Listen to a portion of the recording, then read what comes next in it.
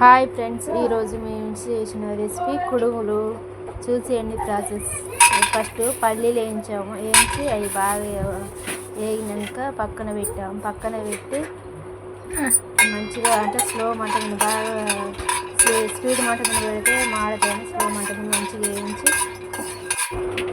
వేయించి వాటిని ఇక పక్క చాటులో పోసి చల్లారినాక పొట్టొల్చామండి. తర్వాత బెల్లం మంచిగా తురిమి మంచిగా అంటే ఒక గిన్నె తీసుకుని ఆ గిన్నెలో వేసినామండి. గిన్నెలో వేసి ఇక నీళ్ళు పోసాము.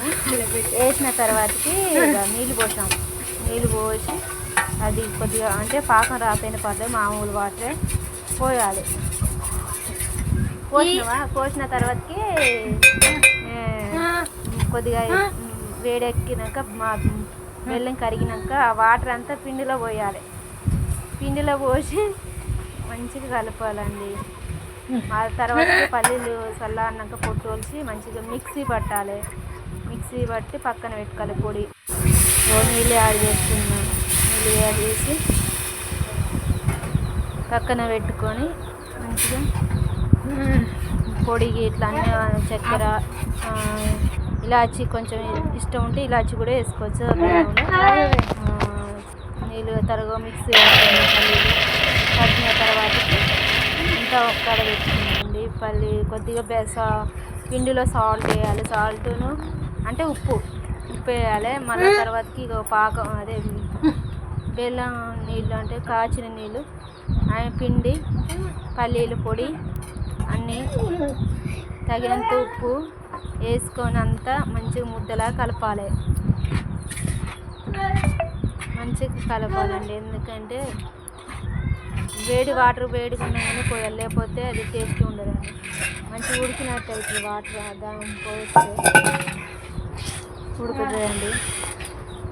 ఇక దాన్ని మంచిగా కలుపుకోవాలి. అటు ఇటు గంటెతో అంటే వేడి వాటర్ పోసినాం కదా, అది కాలుతుంది కాబట్టి గంటెతోనే అటు ఇటు తిప్పుకొని మంచిగా కలిపినాక పల్లీలు ఇట్లా వేసుకొని మంచిగా